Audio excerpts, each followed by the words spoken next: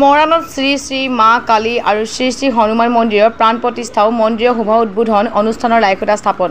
মৰাণ থানা তিনিআলি শ্ৰী শ্ৰী মা কালী আৰু শ্ৰী শ্ৰী হনুমান মন্দিৰৰ প্ৰাণ প্ৰতিষ্ঠা আৰু মন্দিৰৰ শুভ উদ্বোধন অনুষ্ঠানৰ আজি লাইখুটা স্থাপন কৰা হয়। লাইখুটা স্থাপন অনুষ্ঠানত উপস্থিত থাকে উদযাপন সমিতিৰ মুখ্য উপদেষ্টা প্ৰদীপ সেন শৰ্মা, সভাপতি কেশৱ সিদ্ধা, যুটীয়া সম্পাদক ৰমেশ বাৰ্মা, কাজল মিত্ৰ, প্ৰচাৰ সম্পাদক কাজল কুমাৰ দাস, ৰাজু মিশ্ৰ, সজল মিত্ৰ। উল্লেখ্য যে অহা 30 এপ্ৰিলৰ পৰা 4 মেলৈকে 5 দিনীয়া কাৰ্যসূচীৰে মন্দিৰৰ প্ৰাণ প্ৰতিষ্ঠা আৰু মন্দিৰৰ শুভ উদ্বোধন অনুষ্ঠানৰ আয়োজন কৰা হ'ব। 30 এপ্ৰিলৰ পৰা 4 মেলৈকে বিস্তৃত কাৰ্যসূচীৰে মৰাণ থানা তিনিআলিত নতুনকৈ নিৰ্মাণ কৰা শ্ৰী শ্ৰী মা কালী মন্দিৰ আৰু হনুমানজীৰ মন্দিৰৰ প্ৰাণ প্ৰতিষ্ঠা কৰাৰ লগতে দুৱাৰ মুকলি অনুষ্ঠান অনুষ্ঠিত হ'ব আৰু এই বিস্তৃত কাৰ্যসূচীৰে অনুষ্ঠান অনুষ্ঠিত হ'ব। তাৰ লগত সংগতি ৰাখি আজি লাইখুটা স্থাপন কৰা হৈছে আৰু এই অনুষ্ঠানত ভক্তপ্ৰাণ ৰাইজে সহায় সহযোগ কৰিব। ইতিমধ্যে ভক্তি গীতৰ সম্ৰাট বুলি আমি জানো মাজুলীৰ কমলাকান্ত গগৈ ডাঙৰীয়াই অহা 4 মে তাৰিখে সন্ধিয়া এই কাৰ্যসূচীত অংশগ্ৰহণ কৰিব। গতিকে আমি জাতি ধৰ্ম বৰ্ণ ভাষা নিৰ্বিশেষে ৰাইজক সাদৰেৰে আমন্ত্ৰণ জনাইছোঁ। প্ৰথমে আমি আজি কালী মন্দিৰ উদযাপন সমিতিৰ ফালৰ পৰা ৰঙালী বিহু আৰু অসমীয়া নৱবৰ্ষৰ শুভেচ্ছা জ্ঞাপন কৰিছোঁ সকলোলৈ।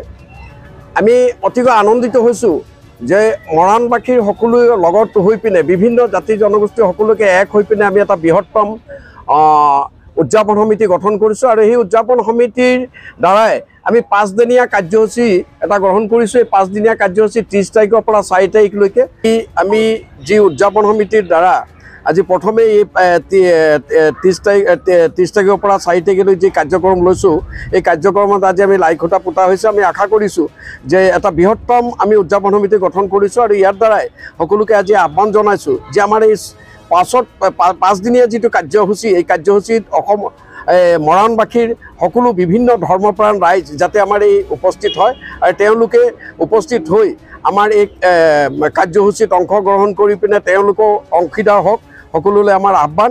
আৰু আমি 4 তাৰিখে আমাৰ এটা বিশেষ অনুষ্ঠান আমি অনুষ্ঠিত কৰিবলগীয়া হৈছে। এইটো হ'ল কমলা গগৈৰ ভক্তিৰ সংগীত, তেওঁ ভক্তিৰ সংগীত সম্ৰাট। গতিকে আমি ভাবিছোঁ যে মৰাণবাসী ৰাইজ সকলোৱে আহি ইয়াত উপস্থিত হৈ পিনে এই কাৰ্যসূচী সাফল্যমণ্ডিত কৰিবৰ কাৰণে আমি উদযাপন সমিতিৰ ফালৰ পৰা সকলোলৈ আহ্বান জনাইছোঁ। মন্দিৰ মৰাণ থানা তিনিআলিৰ 138 বছৰ পুৰণা মন্দিৰখন 1/4/2021 পৰা নিৰ্মাণ কৰি অহা এই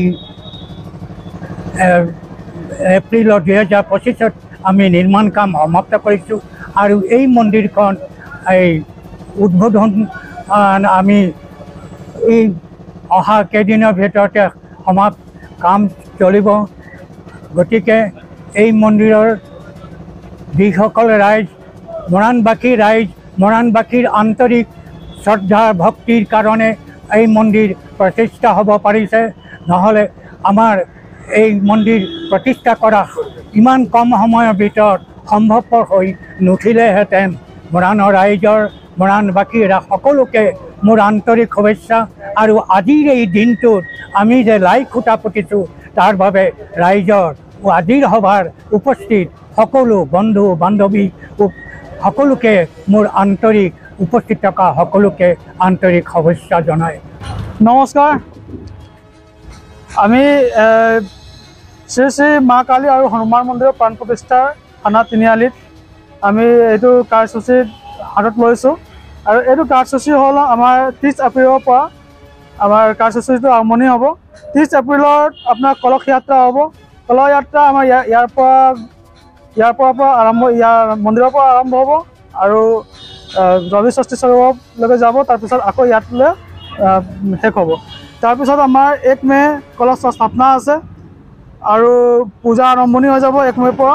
2 মে ধ্বজা আৰোহণ হ'ব আৰু শিখৰ কলস স্থাপনা হ'ব আৰু 3 মে দেও পূজন, প্ৰাণ প্ৰতিষ্ঠা, অষ্টযাম, মহাপ্ৰসাদ বিতৰণ এইবিলাক চব 3 মেৰ পৰা আৰম্ভণি হ'ব আৰু 4 মে আমাৰ কালী মন্দিৰৰ প্ৰাণ প্ৰতিষ্ঠা হ'ব আৰু আপোনাৰ অষ্টযামটো কীৰ্তন সমাপ্ত হ'ব আৰু প্ৰসাদ বিতৰণ হ'ব।